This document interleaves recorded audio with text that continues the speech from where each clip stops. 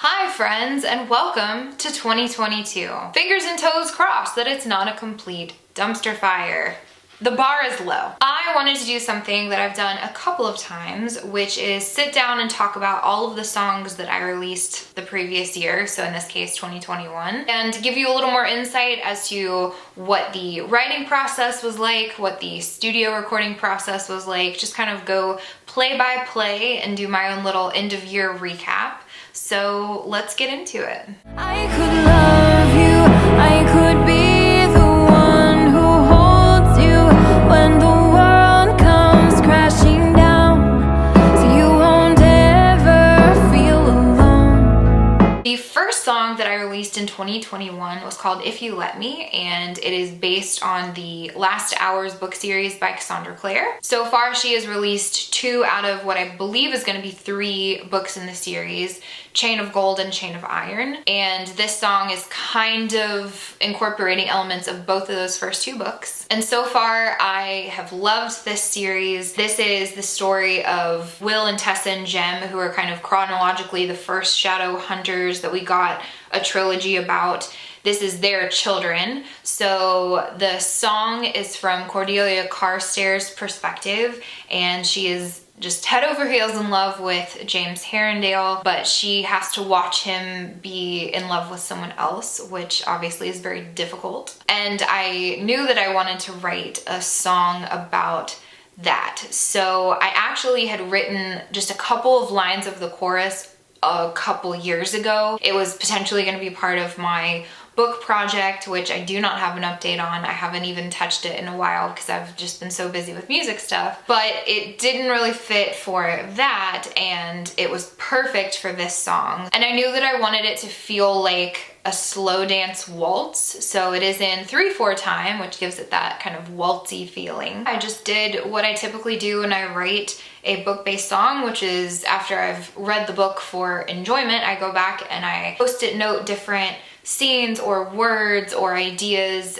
put little post-it notes in the copy of the book and build a song out from there.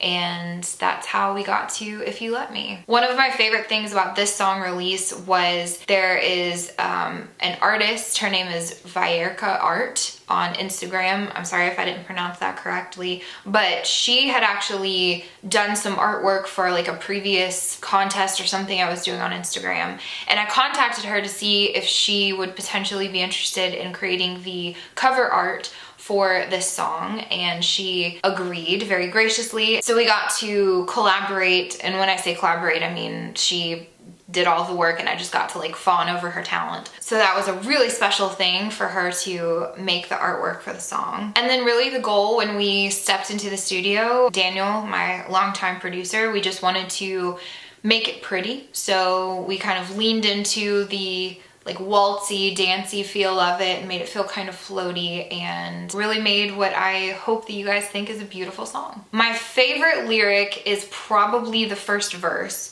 which is, what if I never had met you? I wonder would it have been worse? Not ever knowing the happiness if it meant I was spared from the hurt. Because I love the idea of, is the good worth the bad? And it's a concept that I've used in several of my songs of like, you know, if I knew that it was going to be bad, would I have chosen to not have the good either? And in this case it was, I have enjoyed knowing this person and this person is so special to me, but it has also been very painful, so is the pain worth the pleasure? Why would you rather lay in the lonely bed you made when I'm out in the trenches and I'm still fighting for you? The second song I released in 2021 was in February, and it was called Trenches. And the focus of this song is the perspective of somebody that cares about somebody that is going through an addiction, and just how hard it is to watch somebody that you love have a hard time with something that you don't understand. And I think personally, I learned a lot about and have shifted a lot of my mentality about addiction over especially the last couple of years, because I do think that it's something that is very stigmatized. I think a lot of it is a result of undiagnosed or untreated mental illness. And I just think that I come at it from a lot more empathy than I used to. And especially after having experienced several people that are close to me go through addiction, it is a uniquely heartbreaking and frustrating thing to be on the outside of. And this song was definitely the result of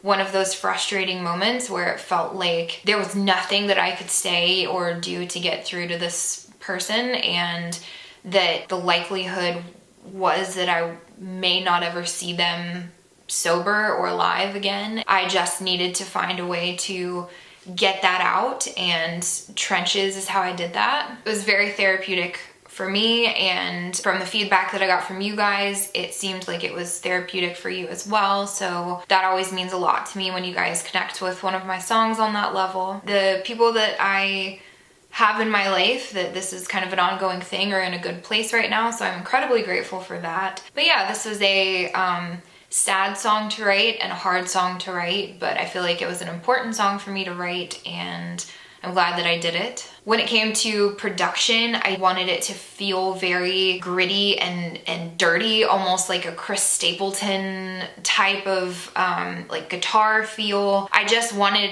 the feeling of the production of the song to really go hand in hand with the content of the lyrics of the song, and I feel like we really did that with a lot of the guitar work in there. And then it was cool with this one because there was some electric guitar that Daniel did that he actually reversed, so it gives it this kind of like atmospheric parts that kind of like zoom, like crescendo and cut off, and so I love the way that the song moves as far as the production. And the other cool thing that we did with this one is there is kind of this like breakdown shift that happens in the bridge where it's very driving guitar thing that's happening the whole time. It cuts out and it has this kind of groove and this beat to it before getting back into that guitar stuff in the last chorus. And that just felt like a really cool moment in this song. And I think my favorite lyric from this one is the second verse of, "It's been an endless cycle of memories you don't remember, but they all mean something to me," because I feel like it captures a lot of the conversations that you have with somebody when they are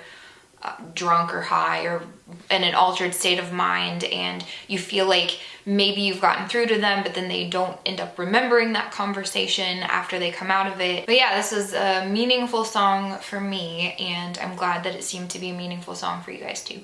I pretend I'm fine, and I keep on moving and dancing, 'cause I will never let them see me cry.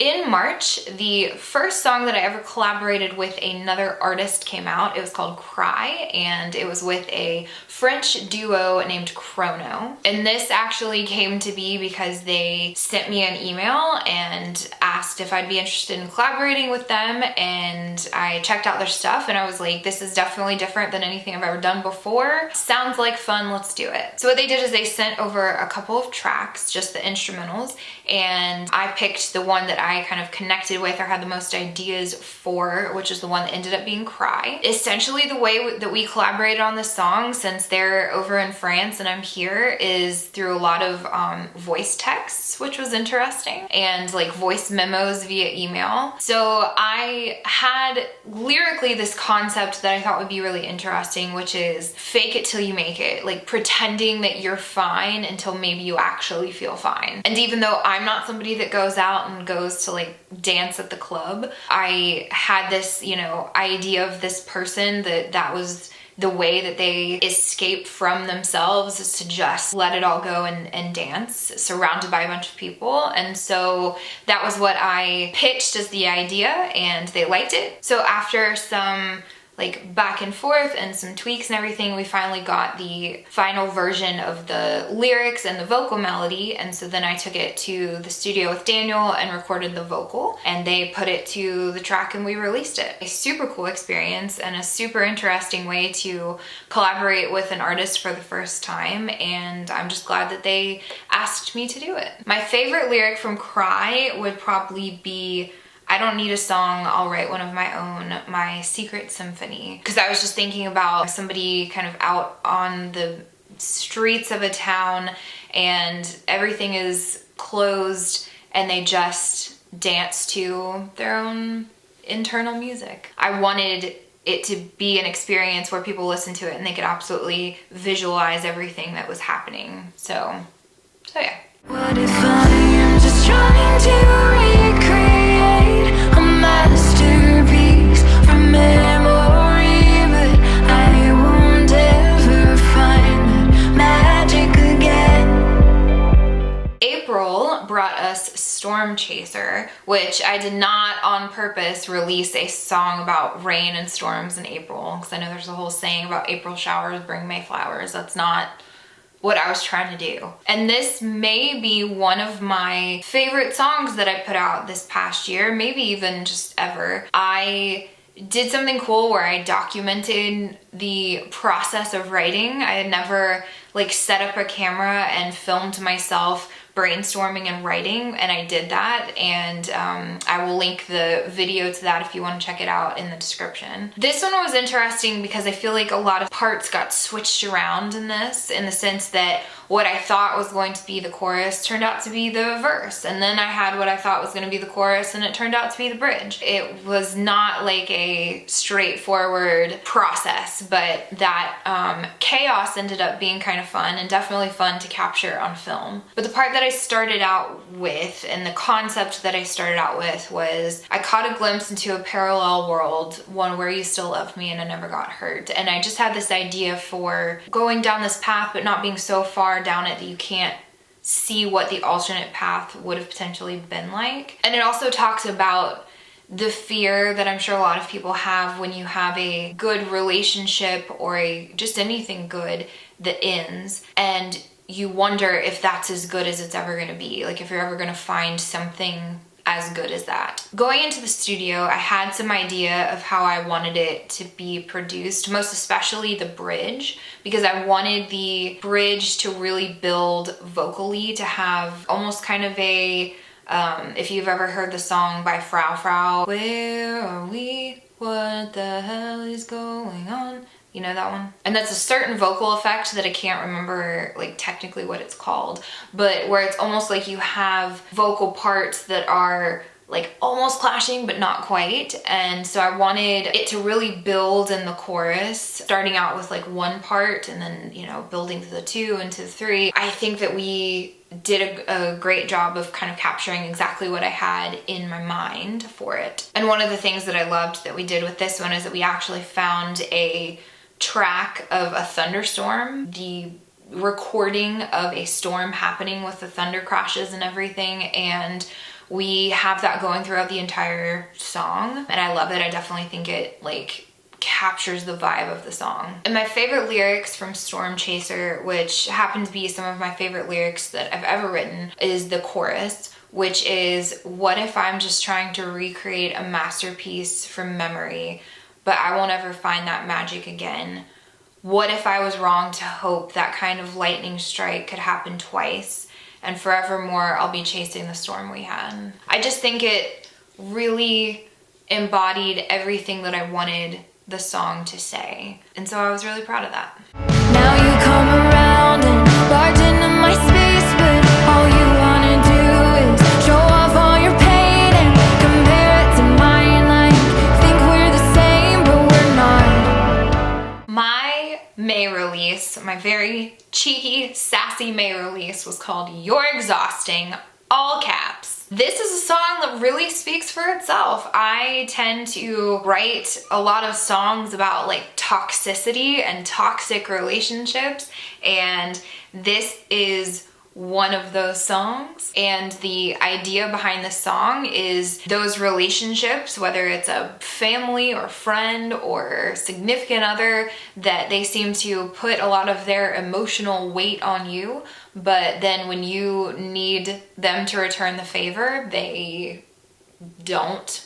Sometimes with songs, I love to have, you know, beautiful flowery language, and then sometimes I love to just have it be like sarcastic and snippy. I had a good time writing this song. And the funny thing is, when I took it into the studio, I didn't actually know what the title was gonna be. Like, my joking working title was You're Exhausting, but I was like, that's probably not like a good song name. But when I told Daniel, like, yeah, this is what I've been calling the song, he's like, this is absolutely what you need to have as the title for the song. So he gets the credit for giving me the last little nudge to call this song You're Exhausting. And we kept it pretty straightforward as far as the production goes. We had a lot of electric guitar in there, some kind of like staccato-y kind of drumming, and just really didn't want any of the production to get in the way of the song. And my favorite lyric from this one, which is one of the first lyrics that I wrote, is the first part of the chorus, which is, now you come around and barge into my space, but all you want to do is show off all your pain and compare it to mine like you think we're the same, but we're not. There are so many people that are like that, where it's like when you say something that you're going through or something that is hurting you, and they feel the need to one-up you instead of just acknowledge your feelings. I really wanted to put that into a line, and I did. And as they say, that's that on that. There's nobody else but you. Nobody else but you. Nobody else but you. There's nobody else, but there's nobody else. There's nobody else but you. In June, I released a very sensual song called Nobody Else But You. I had been listening to a ton of NF. He's a rapper that I really like because I feel like he's very talented as a rapper, but just a lot of the content that he writes about and the way that he is able to craft lyrics, I think, is very cool. So I wanted something that had a little bit more of like a rhythmic, not hip-hop vibe, but just, I don't know, just a little more low-key. And the first line of the song is what I started with and kind of built the song around, which was, you think I'm hard to get to know, but I promise you it's not on purpose. I think that I have a tendency sometimes to be a little standoffish or aloof or keep people at arm's length, and it's not on purpose. So I just basically like took one of my personality traits and created a song around it. I've also been working with a vocal coach over the last year, and so I decided to include some like more difficult vocal things. There's a lot of, in the chorus especially, like kind of jumps in there vocally that are a little challenging, but that I felt like I had more control over since I've been working with her, so that was cool. And then when we were recording this one, it was a lot of guitar, kept it very chill, and then I got to do a lot of breath work, which basically just involves me like sighing into the microphone, and we use that kind of in the background. Add that to my resume, I guess. Sighing extraordinaire. My favorite lyric from this one is, my temper gets the best of me, I can lace my words with so much venom, because that is definitely a personality trait that I have that I am constantly working to be better about. I can tell that we're going to destroy one another. Our twin flames could ignite the whole world for each other. In July, I released my song In the End, which is based on the Netflix series The Witcher. And y'all, this song, oh my god, it felt like I had a million false starts with this song. It was difficult to write just because of, you know, some of the like vocal rhythms and rhyming schemes that I did with it. I create a lot of my own problems, but I got it written. We started the recording process, but then we had to delay the music video because of COVID. We had to delay getting the strings recorded because of COVID. There were so many delays and things that happened on the song. It was very stressful. But Chuck and Austin, who are the strings players that I try and work with at every opportunity I can get, they're the ones that did Empire and Empty Words and 2007 Reimagined, and they're my go-to guys when it comes to strings.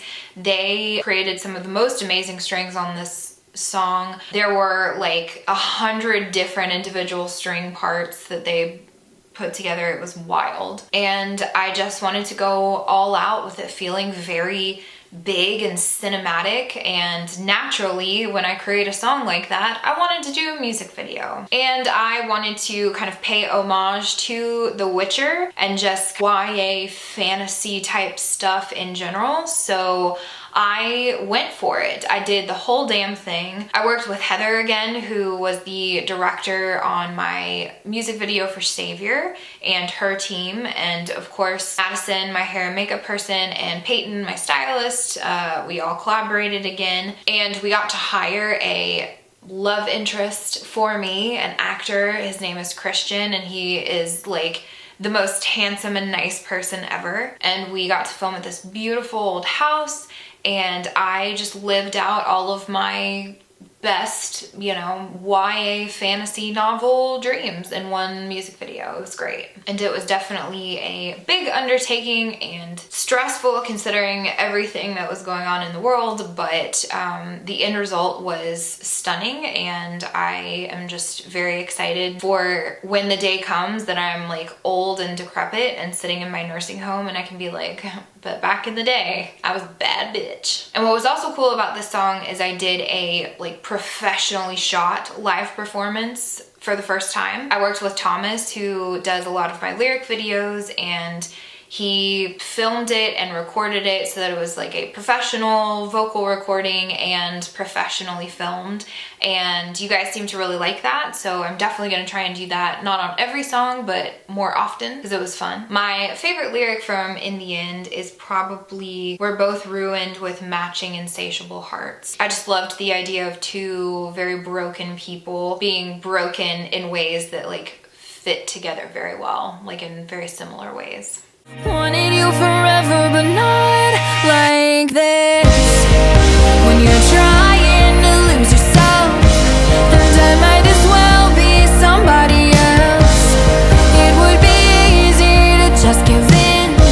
I've thought of it, but not like this. In September, I released Not Like This, and Not Like This has this story behind it, like a fictional story I made up in my head of two people that one of them really has had a thing for the other one for a really long time, but they were always taken, and then they get broken up with, and they're kind of in a emotionally fragile state. Maybe they've had too much to drink and make a move, but the original person is like, you know, I've thought about this so many times, and in all the scenarios I've gone over in my head, it wasn't like this. It doesn't live up to the expectation of what I always thought this moment was going to be like. And with Not Like This, I had a lot of fun playing around with the way that some things were timed. So with the pre-chorus, it kind of like builds up and it doesn't quite get to the chorus when you think it's going to. So we definitely incorporated that into the production of the song, especially some of the timing things in the chorus where it's a lot of like dun dun dun and really making it hard hitting and kind of flow. It ebbs and flows in a way that I really love. And my favorite part lyrically of this song is the bridge, where this whole song talks about like, I'm not doing it like this, I'm not doing it like this. And then in the bridge, it's maybe in the morning I'll be kicking myself for overthinking, but in my head, this moment has always been perfect, not like this. So I just loved the idea of almost a stream of consciousness going through that internal struggle of like, should I or shouldn't I? This was like basically inner dialogue, the song. Looking back now, I was so manipulated, I don't know how.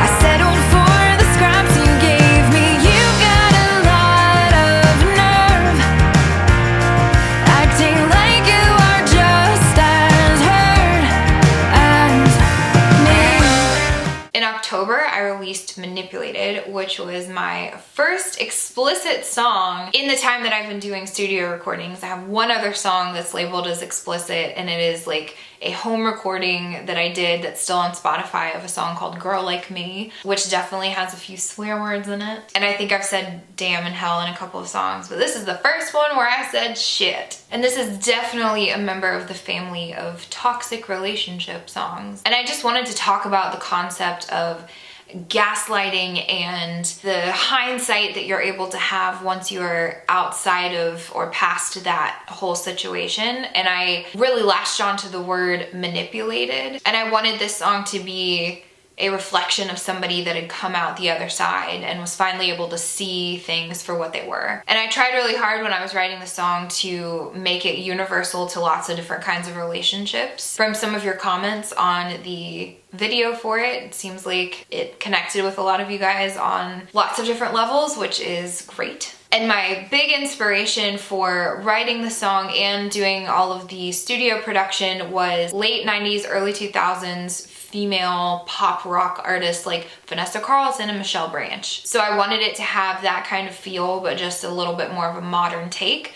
So when we were recording, we listened back to a lot of those kinds of songs and tried to figure out what we could do that was fresh, but still paid proper tribute to that era of music. So we did some cool stuff with both program drums and live drums. It was just an overall really fun one to record. And my favorite line from Manipulated is probably maybe the best part of you was me, because to me that feels like the ultimate dig of like, I was the best thing that you had going for you. So, mic drop. How do I remember us so differently? We were really something, weren't we? Or was it just me? I finished the year off in December with Was It Just Me? Was It Just Me was a really special song for a couple of different reasons. I moved from Tennessee to Georgia in June. So ever since then, almost every month I've been making a road trip up to Nashville to record and trying to adjust my writing schedule for that, and just being ready and prepared for that has been difficult. And that was right about the time that I hit some serious burnout. I got to the studio for that recording session and I hadn't finished anything. I had a song that I had been working on and it just wasn't coming together. And so Daniel and I had talked about the idea of sitting down and just creating something from scratch. And so I said, are you down to do that? Because I just don't have anything that I feel ready to record. And he was like, sure. So we started with nothing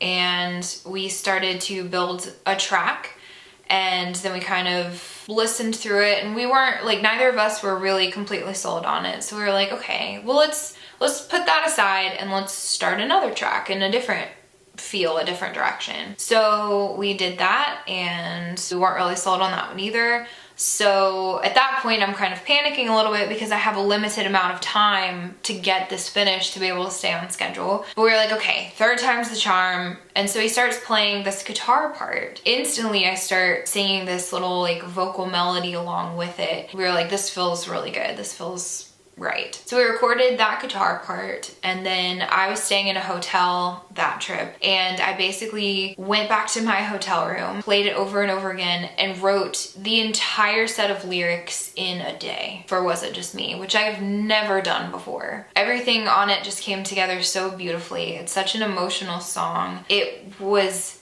sad and difficult for me to write emotionally, even though it wasn't necessarily about anything that was going on in my life, just because sometimes you just really go there. And so I, sat in my hotel room bed and just wrote and cried for a night. And we finished it and it was lovely. And I asked if he would be down to do a live performance recording where he was playing guitar, and he was game for it. So we enlisted Thomas, who, like I said earlier, did my other live performance video, does a lot of my lyric videos, and we went through and played it, and it just is a very special song to me for a lot of reasons. Not only because I got to collaborate from start to finish with Daniel on it for the first time, but just because I feel like it's a special song. And I just loved the whole concept behind the song of how people can remember the same thing in different ways or remember different parts of the same experience. And it's just a really fascinating thing that the human brain does, where it kind of picks and chooses the way it wants to remember something. So this song is basically somebody wondering, I have this whole idea of what our relationship was, but is that something that I've